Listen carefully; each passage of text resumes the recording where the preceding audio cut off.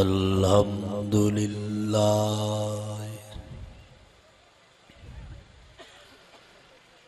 अल्हम्दुलिल्लाह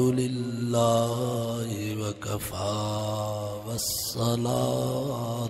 वस्सलाम वस्सलातु वस्सलामु अला सय्यिदिर रुसुलि व खातमिल अंबिया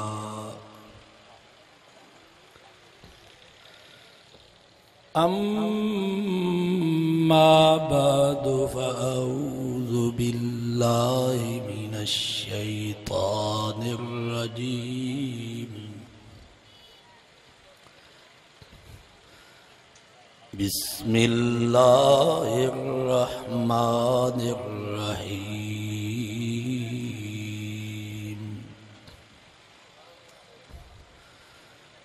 वनुनज़्ज़िलु मिनल क़ुरआनि मा हुवा शिफ़ाउन व रहमतुल लिल मुमिनीन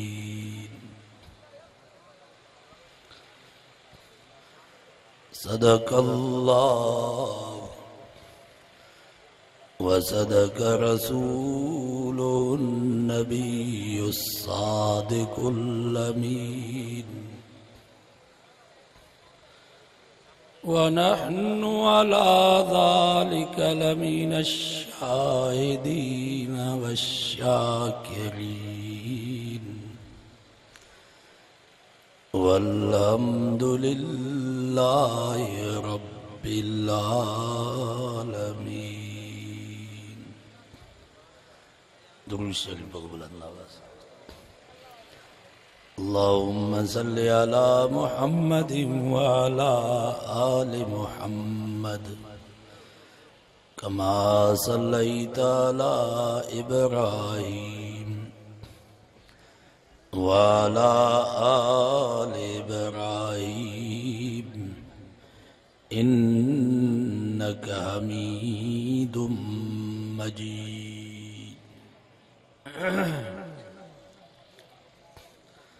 दुनिया में रहमतूं आहिनि ॿ,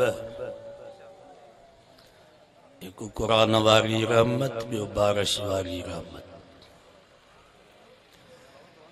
जीअं अल्लाह साईं फरमायो वनुनज़्ज़िलु मिनल क़ुरआन मा हुवा शिफ़ाउन व रहमतुल लिल मुमिनीन। फरमाई असां ई क़ुरान मजीद नाज़िल कयो आहे जंहिंमें मोमिननि जे लाइ शफ़ा बि आहे त मोमिननि जे लाइ रहमत बि आहे। त हिन क़ुरान मजीद खे अल्लाह साईं क़ुरान मजीद में रहमत कोठियो आहे। वरी हुन रहमत जे बारे में फरमाई वहुवल्लज़ी अरसल रियाह बुशरम बैन यदै रहमतिह। अल्लाह वो त जेको पंहिंजे रहमत खां अॻु में हाली थधिड़ियूं हीरूं ऐं हवाऊं मोकिलींदो आहे। त आहे क़ुरान बि रहमत आहे, बारिश बि रहमत, ऐं क़ुरान वारी रहमत भी आसमान खां आई त बारिश वारी रहमत भी आसमान खां आई।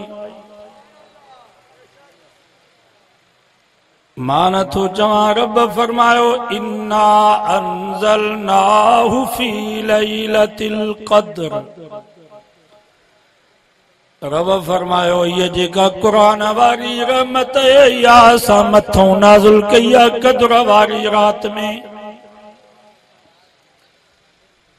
वरी हुन रहमत जे बारे में फरमाई व अंज़लना मिनस समाई माअन तहूरा। असां आसमान खां पाक पानी नाज़िल कयो आहे। त आहे क़ुरान भी रहमत, आहे बारिश भी रहमत। कुरान वारी रहमत भी आसमान खां आई त बारिश वारी रहमत भी आसमान खां आई। बारिश वारी रहमत जी नाज़िल थियण जी जाइ ज़मीन पर हिन क़ुरान वारी रहमत जी नाज़िल थियण जी जाइ मुंहिंजे महबूब जी दिल मुबारक। मां नथो चवां रब फरमायो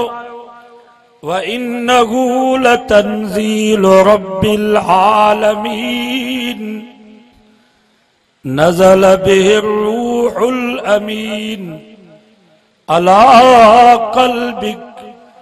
रब फरमायो ये कुरान वारी रहमत जहानन जे पालनहार जे तरफों नाज़िल कयल आहे। इन कुरान वारी रहमत के खणी अचण वारो आहे रूहुल अमीन यानी जिब्रील अमीन। अला क़ल्बिक फरमाई ये कुरान वारी रहमत नाज़िल थी आहे मोहम्मद मुस्तफ़ा जे क़ल्बे मुबारक ते। आए हुआ भी रहमत आए ही भी रहमत उन रहमत जी नाज़िल थियण जी जाइ ज़मीन इन कुरान वारी रहमत जे नाज़िल थियण जी जाइ मुंहिंजे महबूब जी दिल मुबारक। ऐं मुसलमानों जॾहिं बारिश वारी रहमत ज़मीन ते नाज़िल थींदी आहे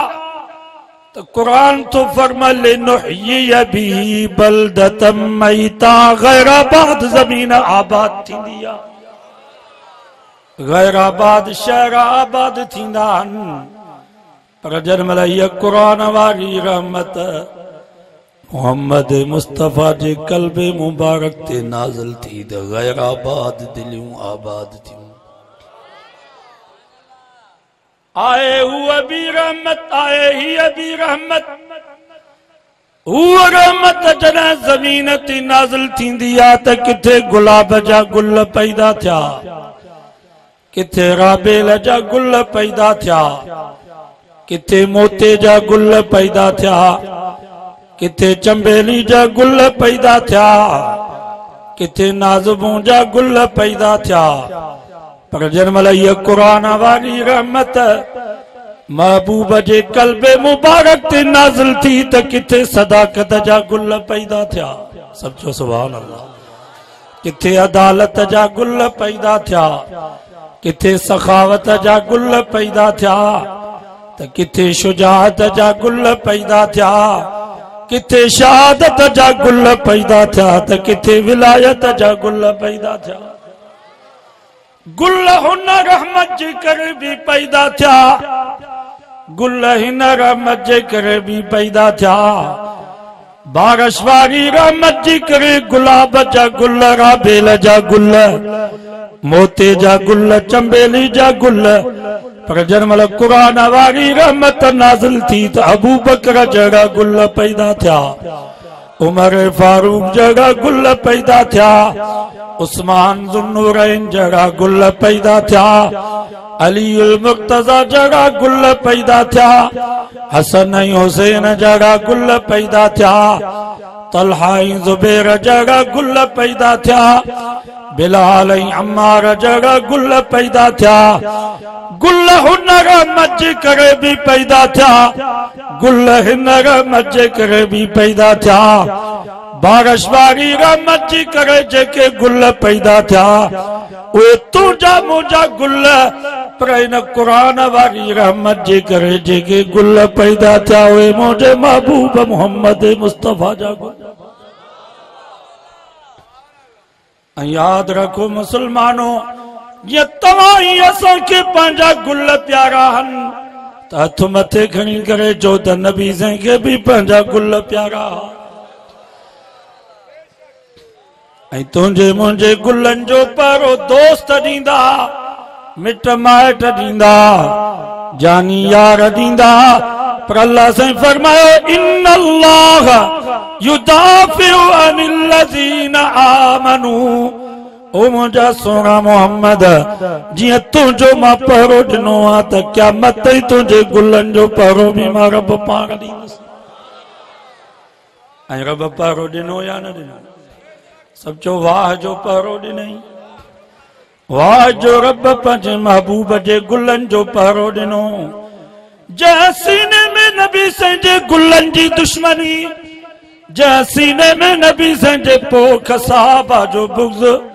उन सीने के भी क़यामत ताईं ब्लेड ताईं मुक्कूं लगंदियूं रहंदियूं। जै दिमाग में नबी संजे गुलन, नबी संजे पोख साहबा जी दुश्मनी, उन दिमाग के भी क़यामत ताईं खंजर ऐं तलवारूं लगंदियूं रहंदियूं। जेको जिस्म नबी संजी पोख साहबा ते सड़ंदो, ओ जिस्म दुनिया में भी टांडन ते सड़ंदो त जहन्नम में भी टांडन जो ही मातम नसीब थींदुसि। रब पारो ॾिनो यार, तुंहिंजी मुंहिंजी पोख भली हूंदी दोस्तन खे वणंदी, आया न दिली यार जानी दोस्त जन वाला पोख वठां गुज़र कंदो तो उन जूं अखियूं ठरी पवंदियूं, दिल बाग बहार थी पवंदसि। चवंदो वाह जो मुंहिंजे दोस्त मेहनत कई आ, वाह जो मुंहिंजे यार ज़मीन कमाई आ। भली पोख ॾिसंदो त ठरंदो वेंदो, दुआऊं घुरंदो वेंदो, पर जेको दुश्मन हूंदो भली पोख ॾिसंदो त सड़ी वेंदो, जली वेंदो। आया न त यादि रखो मुस्लमानो, जंहिंजी नबी सां मोहब्बत हूंदी, जंहिंजो नबी सां प्यार हूंदो, ओ जॾहिं नबी जे पोख साहबा जी ज़िंदगी खे ॾिसंदो त अखियूं ठरी पवंदसि, दिल बाग बहार थी पवंदसि। चवंदो वाह जो मुंहिंजे महबूब 23 साल मेहनत करे पोख तैयार कई आ। ख़ुशि थींदो, दुआऊं पियो घुरंदो। पर जंहिंजी नबी सां दुश्मनी हूंदी, जंहिंजो नबी सां बुग़्ज़ हूंदो, ओ जनमल नबी जे पोख साहबा जी ज़िंदगी के ॾिसंदो त सड़ी वेंदो, जली वेंदो। जीअं पंधनामे वारे चयो आ, ज़ाग चूं फारिग ज़िबूए गुल बुअद, नफ़रतश अज़ सोबते बुलबुल बुअद। कांव खां पुछा कयूं कारा कांव, इन मासूम बुलबुल तुंहिंजो ॾोह कहिड़ो कयो आ। अरे ज़ालिम इन बुलबुल तुंहिंजे आख़िर खे त कोन ड्राथो आ, बुलबुल तुंहिंजे बच्चन खे त कोन मारियो आ। कारा इन मासूम बुलबुल ते छो थो सड़ी? त इन कारे कांव जवाब में चयो, ज़ाग चूं फारिग ज़िबूए गुल बुअद, असल मुंहिंजी दुश्मनी गुल सां आहे। गुल जो बुलबुल जो महबूबा, उन गुल जे करे मुंहिंजी बुलबुल ते कावड़ थी पई आ। त हिन कारे खां बि पुछा कई वई, तवजो कजो हेॾे यार, हिन कारे खां बि पुछा कई वई, ओ कारा तुंहिंजो नबी जे साहबा ॾोह कारो कयो आ। हज़रत अबू बकर सिद्दीक़ कारो तुंहिंजे घर खे खाट रहियो आ। हज़रत उमर कड़ी तुंहिंजी ज़मीन ते कब्ज़ो कयो आ। हज़रत उस्मान कड़ी तुंहिंजी ढगी छोड़ी आ। हू त 1400 साल पहिरीं जन्नत जा गेट ई टपी आ। तूं अञा ताईं कारा सड़ंदो थो अची, गूं खाईंदो थो अची। त हिन कारे बि साॻियो कांव वारो जवाब ॾिनो त असुल मुंहिंजी दुश्मनी मोहम्मद सां आहे, जेको मोहम्मद जो यार आहे उहो मुंहिंजो दुश्मन आहे। असुल दुश्मनी नबी सही आहे। तोखे मूंखे यार सही मिलिया, नबी सां खे यार सही न मिलिया।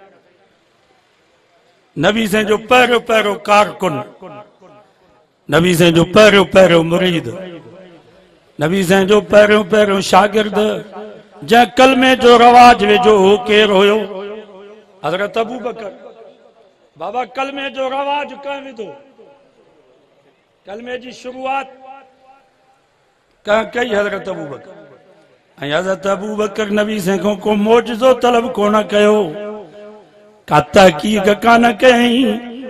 सिद्दीक़ खे ख़बर पई त मुंहिंजे महबूब नबूवत ऐं रिसालत जो ऐलान कयो आहे। आयो हज़रत अबू बकर साईंजन खे चई, मुंहिंजा महबूब मां ॻाल्हि ॿुधी आहे त तव्हां नबूवत ऐं रिसालत जो ऐलान कयो आहे, तव्हां अल्लाह जा आख़िरी नबी ऐं रसूल आहियो, छा इहा ॻाल्हि सही आहे? नबी से फरमायो, अबू बकर मां अल्लाह जो आख़िरी नबी आख़िरी रसूल आहियां। हज़रत अबू बकर सिद्दीक़ उन वक्त में नबी साईं जे हथन के बोसो दई करे चयो अशहदु अन्नका रसूलुल्लाह, साईं मां शाहिदी तो जा त बेशक तू अल्लाह जो सचो रसूल। हाणे मां तव्हां खां पुछां तो नबी साईं जो पहिरियों कारकुन, नबी साईं जो पहिरियों मुरीद, नबी साईं जो पहिरियों वर्कर, नबी साईं जो पहिरियों शागिर्द कलमे पढ़ण जो जा रवाज विधो ओ अबू बकर मुसलमान नाहे त पोइ दुनिया में केरा मुसलमान।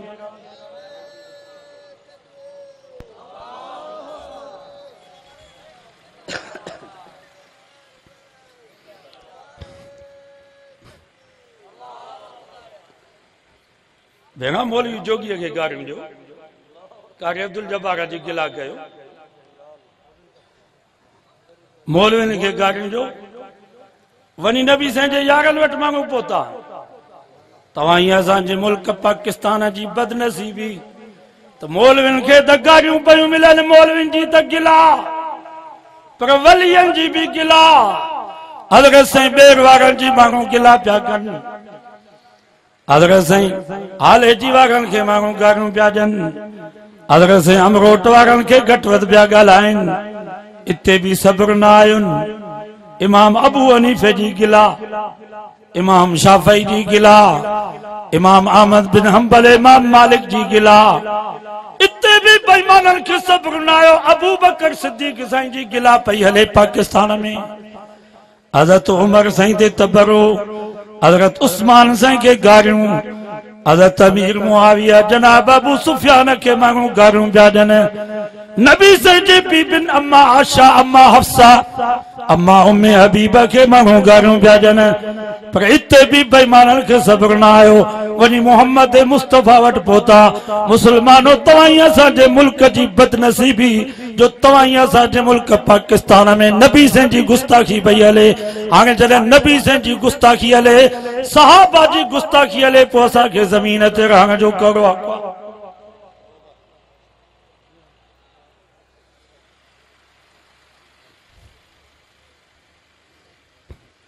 ऐं इहो मज़हब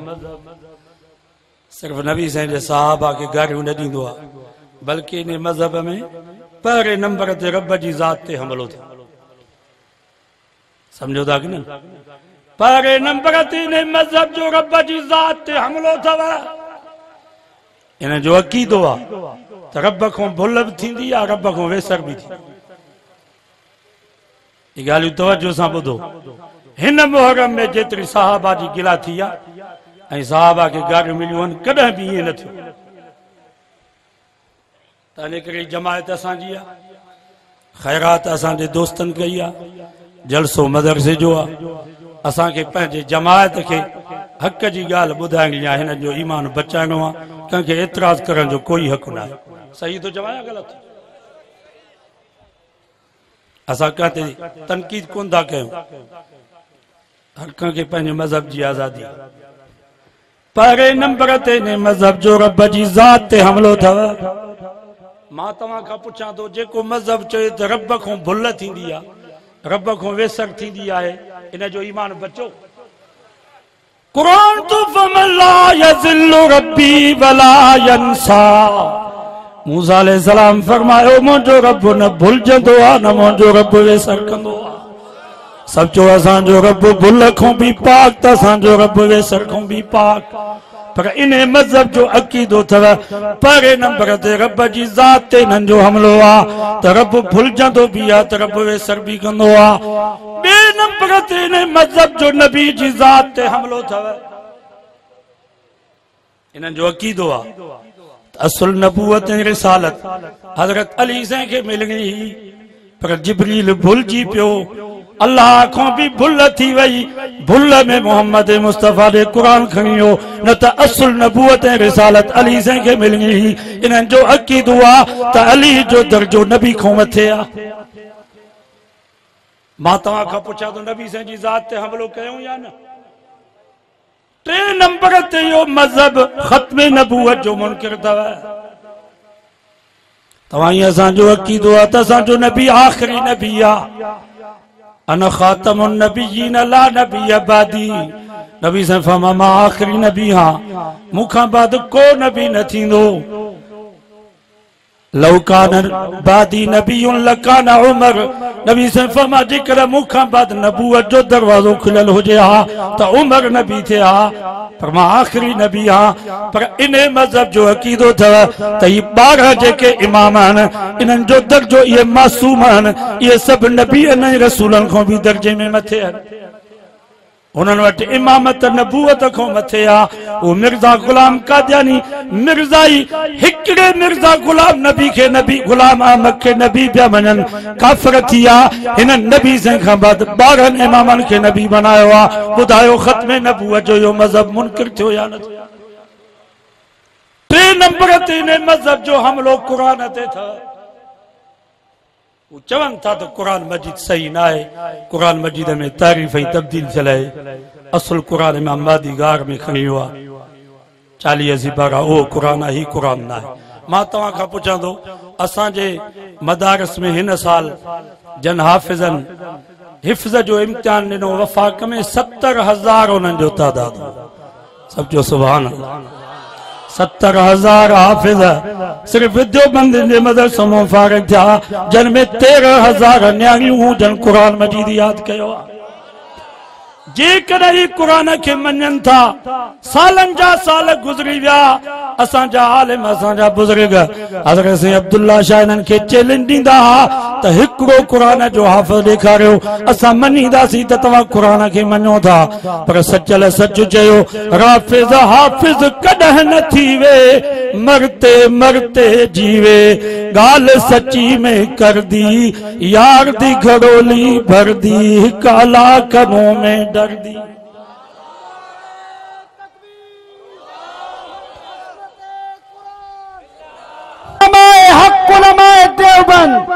नारे तकबीर सचल तो जेको चई नहीं यारन जो दुश्मन जेको नबी से जी साहबा सा बुग़्ज़ रखंदो कुरान नसीब कोन थींदुस पाकिस्तान त पंहिंजी जाते पर ईरान जी कुंड कुर्श तव्हां तलाश कयो हिकड़ो भी राफिज़ी साहबा जो दुश्मन तव्हां के कुरान जो हाफिज न मिलंदो इनमा मालूम थियो त जो मजहब कुरान जो मुनकिर आ 5 नंबर ते साहबा के गारियूं ॾींदा दुनिया में कोई अड़ो मजहब ना है जहाँ वटि गार इबादत हुजे यहूदी भी चवे तो त गार चंगी ना है ईसाई भी चवे तो त गार चंगी ना है हिंदू बागड़ी भील कोलिए वाणियो भी चवे तो त गार चंगी ना है पर यो हिकड़ो मजहब आ दुनिया में जंहिं फितनो अची मचायो आ जेके चवनि था त गार वॾे में वॾी इबादत सो बि मौलवियुनि खे गारूं न ॾियो नबी से जे यारनि खे गारूं ॾियो नबी से जे बीबिन सगोरन के गारन जो यो वडे में वडो सवाब था बाबा तबरे जी माना छा गार आगे जो असा जी दब थी पवे नी चंदा तबरे जी माना है बेजार असा बेजार हूं मां तवा का पूछा तो जेको अबू बकर को बेजार हजरत उमर को बेजार हजरत उस्मान को बेजार हजरत अमीर मुआविया को बेजार तलहा जुबैर को बेजार अम्मा आशा अम्मा हफ्सा का बेजार अम्मा उम्मे हबीबा का बेजार ओ असा जो उनन सा करो वास्तो अज वायदो के तो असा भी उनन को बेजार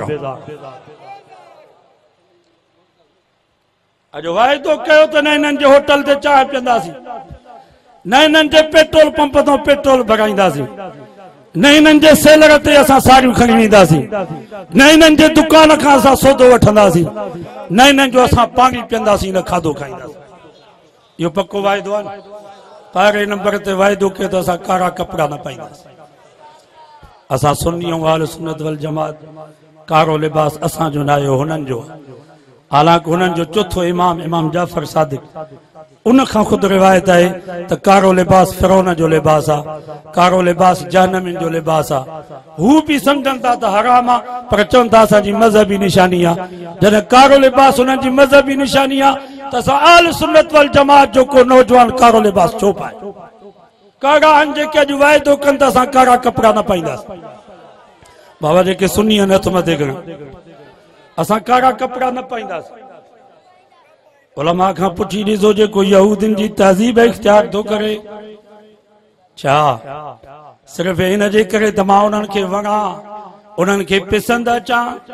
उहे मूंखे गॾु विहारनि भाकुर पाइनि इन नीयत सां जेकर उन्हनि जी तहज़ीब इख्तियार थो कयो इहो कबीरो गुनाह अथव जीअं शिरक कबीरो गुनाह हुआ इहो बि कबीरो गुनाह हुआ जेकर को मुस्लमान कारा कपड़ा थो पाए इन नीयत सां त मां हुननि खे वणा हुननि खे पसंदि अचां हू मूंखे पंहिंजे जुलूस में अचण ॾियनि मूंखे पाणी पियारनि नंगर ऐं न्याज़ खाराइनि इहो कबीरो गुनाह अथव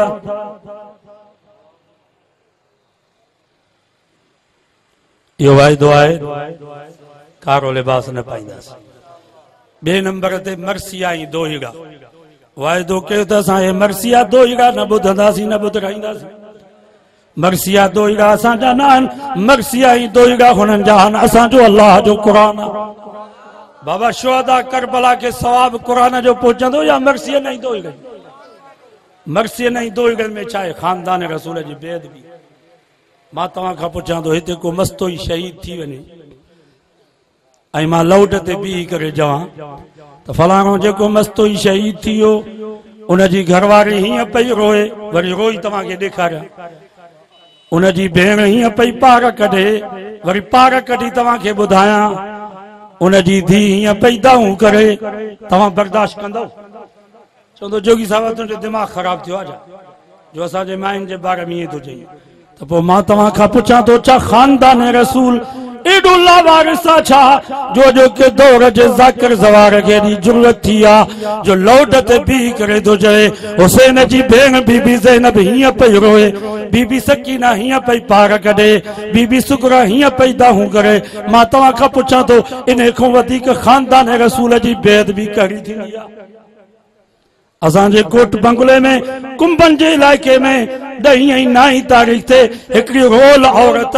बाज़ारी औरत खे खट ते विहारे उनजा लटा कपड़ा फाटल मथो उनजो उघाड़ो मसनी रत पियो वहे चवनि पिया हुसैन जी भेण बीबी ज़ैनब आहे मां तव्हां खां पुछां थो इन खां वधीक ख़ानदान रसूल जी बेअदबी कहिड़े मज़हब कई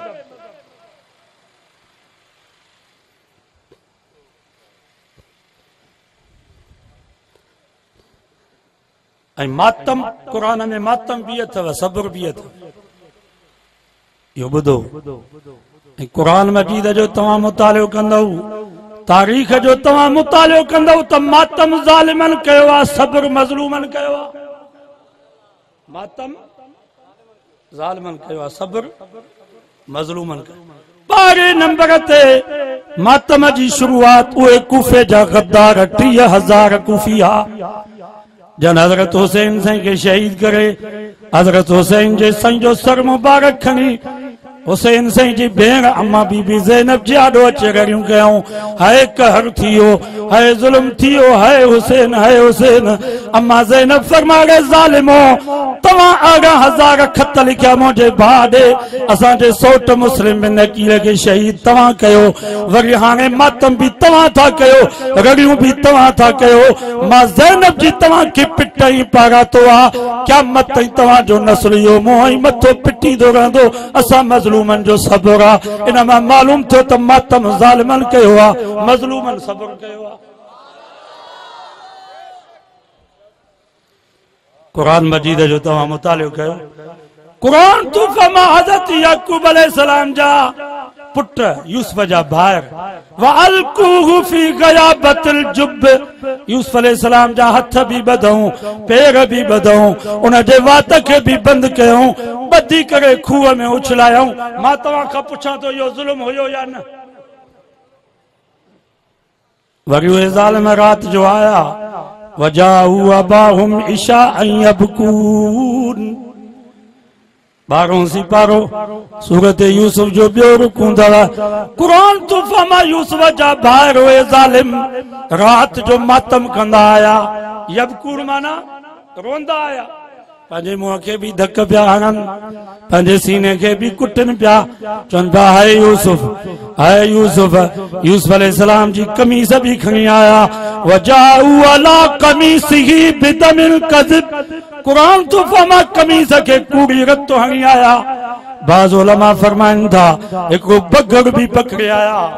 जंगल मां बगड़ भी पकड़े आया हज़रत याकूब अलैहिस्सलाम के चयूं बाबा ज़ुल्म थियो कार थियो हाय हुसैन पंहिंजे मुंहं खे धक पिया हणनि चवनि पिया बाबा इन्ना ज़हबना नस्तबिक़ु असां हिकिड़ी जाइ ते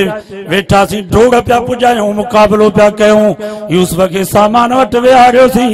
बगड़ जो आयो फाकलहु ज़िब यूसुफ खे बगड़ खाई वियो हीअ कमीज़ यूसुफ जी जंहिंखे कूड़ी रत हणी आया इहो बगड़ आहे जंहिं यूसुफ खे खाधो हो उन बगड़ जे वात खे बि कूड़ी रत हयाऊं क़ुरान तो फरमा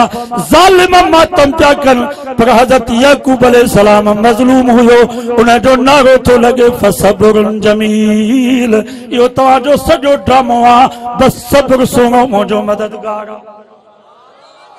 ॿुधायो सब्र मज़लूमनि कयो या ज़ालिमनि मज़लूम सब्र कयो या न मातम ज़ालिमनि ही बि शाम जो रात जो रोंदा ईंदा मसनूई कमीज़ हज़रत हुसैन साईं जी खणी ईंदा उनखे कूड़ी रतो हणी ईंदा जेको घोड़ो शाम जो काए था ॼण उन घोड़े जी झुल खे बि खून लॻल हूंदो आहे की न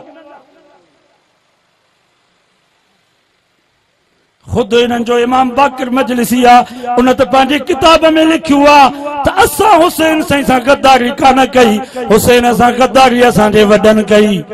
तंहिंजे करे हाणे असां मुंहुं ऐं मथो पिटी करे पंहिंजे वॾनि जो कफ़ारो पिया था कयूं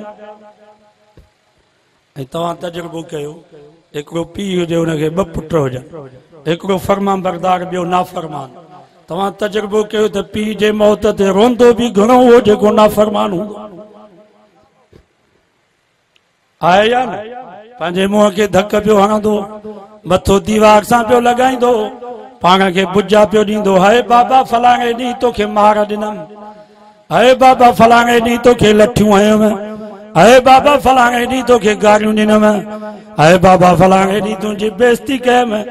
पोइ हाय पियो कंदो जीअं बाबे जे दोस्तनि खे पतो पवे त हिन खे ॾुख घणो आहे हालांकि उहो पंहिंजो ज़ुल्म पियो रोई लिकाए आहे या न वो बाबे के जेका तकलीफ ॾिनई उहा रोई करे लिकाए पियो ही मज़हब बि जेको ज़ुल्म कयो आहे खानदान रसूल सां हज़रत हुसैन साईं जे क़त्ल में शरीकी आहिनि हाणे उहो पंहिंजो ज़ुल्म रोई करे लिकाइनि अॼु वाइदो कयो त असां हिननि चोरनि खे न छॾींदासीं बाबा शादात कोट मां मौली इदरीस अचे पियो रस्ते में धाड़ेलनि गाॾी बि फुरियसि पैसा भी फुरियूंस शनाख्ती कार्ड भी फुरियूंस पोइ शक जे बुनियाद ते पुलिस हिकिड़े बिरोहीअ खे पकड़ियो हिकिड़े मस्तोईअ खे पकड़ियो शक जे बुनियाद थाणे ते उन्हनि खे वठी आया पर मौली इदरीस जी गाॾी मौली इदरीस जो शनाख्ती कार्ड मौली इदरीस जा पैसा वरी हिकिड़े माछी वटो निकिता पोइ माछी हुजे त कावड़ जे नवां में मिसाल हाणे मां तव्हां खां पुछां थो चोर ही मस्तोई चइबो या हू जेको माछी जंहिं वटो सॻु निकितो चोर उहो आहे जंहिं वटो शनाख्ती कार्ड निकितो पैसा निकिता मौली इदरीस जी गाॾी निकिती मां तव्हां खां पुछां थो हज़रत हुसैन साईं त शहीद थी वियो बच्चा खानदान सॼो शहीद थी घोड़ो कां वटो था मिले हज़रत हुसैन साईं जी कमीज़ कां वटां पई मिले हज़रत हुसैन साईं जो लाश कां वटां पियो मिले सेज किथों पई मिले कासिम घोट वारी मेहंदी किथों पई मिले इन मज़हब तो वठो पई मिले समझो त चोर ऐं कातिल ई अॼु वाइदो कयो त असांजो इन्हनि सां बाइकाट जेके ख़त्म नबूवत जा मुनकर आहिनि असांजो उथण वेहण उन्हनि सां न आहे असांजी शादी गमी बत बिरादरी सलाम कलाम उन्हनि सां न आहे अॼु वाइदो कयो तव्हां इंशाअल्लाह न उन्हनि जे दुकान ते वेंदासीं न पंप ते वेंदासीं न उन्हनि जे सेलर ते वेंदासीं न केबिन ते वेंदासीं न होटल ते वेंदासीं भली इन्हनि खे ख़बर पए त हिन मुल्क में मोहम्मद मुस्तफ़ा जा गुलाम अञा ज़िंदा आहिनि इहो पको इरादो आहे नी इंशाअल्लाह न जलसे में वाइदो कयो त असांजो उन्हनि सां सलाम कलाम बंदि आहे बसि बाक़ी मुनाज़रा छा जा मुनाज़रो कबो आहे छा मुनाज़रनि जो हिन वक़्तु आहे छा मौलाना अब्दुल शकूर दीनपुरी रहमतुल्लाह अलैह कंडियारे में तकरीर पियो करे सन 83 जो दौर हुयो पोइ हिकिड़ो शमू मौलाई हूंदो हो वॾो होटल हुयुसि कंडियारे में मां ॾिठो हो उहो बि जलसे में वेठो हो मौलाना दीनपुरी जो बयानु कयो तो शमू मौलाई उथी बीठो दीनपुरी मुनाज़रो कर तो मौलाना दीनपुरी फरमायो मुनाज़रो छाजो